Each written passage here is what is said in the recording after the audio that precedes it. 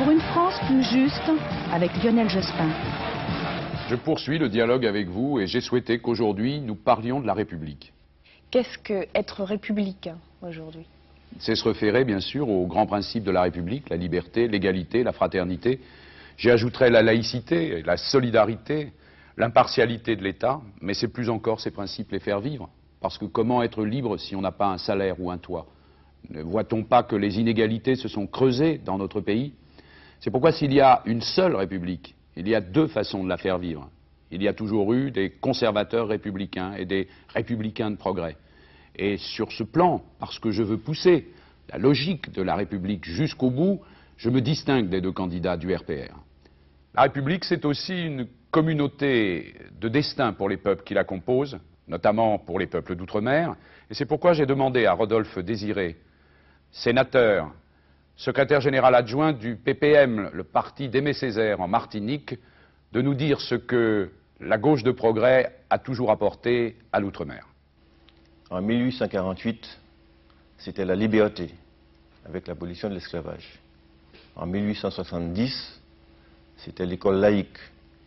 En 1945, c'était l'égalité par la départementalisation. En 1981, c'était la responsabilité par la décentralisation. Aujourd'hui, la gauche représente pour nous l'espoir. L'espoir, c'est-à-dire l'emploi. L'emploi. Troisièmement, l'emploi. C'est la raison pour laquelle nous soutenons Lionel Jospin et que nous allons voter Lionel Jospin. Mais Monsieur Jospin, l'idéal républicain n'est-il pas aujourd'hui menacé par les affaires et la corruption?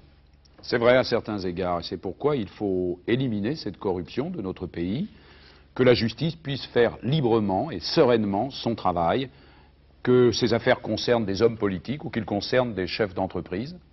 C'est pourquoi surtout le président de la République devra veiller à l'impartialité de l'État, à l'indépendance de la justice, à la transparence et au contrôle. Il faudra qu'on connaisse le patrimoine des élus, il faudra qu'on veille aux conditions dans lesquelles on passe les marchés publics ou bien les délégations de services publics dans les villes. On a vu les problèmes avec des services de l'eau et je veillerai particulièrement à ce que la République soit nette. La République devrait garantir la sécurité et on constate que l'insécurité progresse. Comment entendez-vous agir sur ce plan? Monsieur Pasqua, qu'on entend moins dans cette campagne, a fait beaucoup de discours et de déclarations, mais je constate effectivement que l'insécurité n'a pas diminué dans un certain nombre de quartiers. Par contre, la présence policière a diminué. Il n'y a pas de République sans sûreté, sans sécurité. C'est le premier des droits des citoyens. Il faut y veiller par une action de dissuasion, de prévention, mais aussi de répression. Il faut y veiller par une police de proximité, proche des gens, efficace.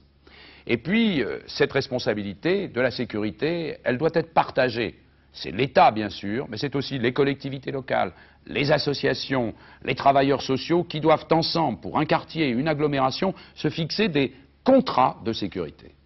La République, pour moi, élue, c'est bien sûr la démocratie et l'esprit de citoyenneté. Comment peut-on faire pour les faire vivre au quotidien? Oui, on n'est pas citoyen que le jour de l'élection. Alors il faut veiller à un pouvoir qui soit plus proche, qu'on renouvelle plus fréquemment. C'est pourquoi je propose le raccourcissement du mandat présidentiel au quinquennat. Des élus qui se concentrent sur leurs tâches, leurs responsabilités. C'est pourquoi je propose une limitation du cumul des mandats. Et puis dans la société, il faut des citoyens qui puissent s'exprimer, notamment à travers la vie associative. Il faut donc écouter les associations, dialoguer avec elles, leur donner des moyens, notamment des moyens pluriannuels pour agir, afin que les citoyens et les citoyennes prennent aussi leurs responsabilités. Vous voulez être un président citoyen. Pourquoi? Un président citoyen, c'est d'abord un président. C'est un homme qui assume ses responsabilités, veille à la cohésion sociale, aux valeurs de la République, justement, qui défend l'intégrité du pays et ses intérêts.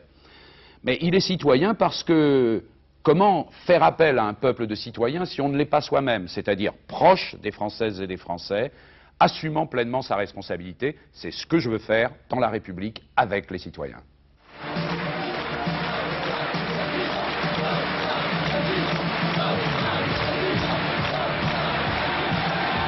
Pour une France plus juste, avec Lionel Jospin.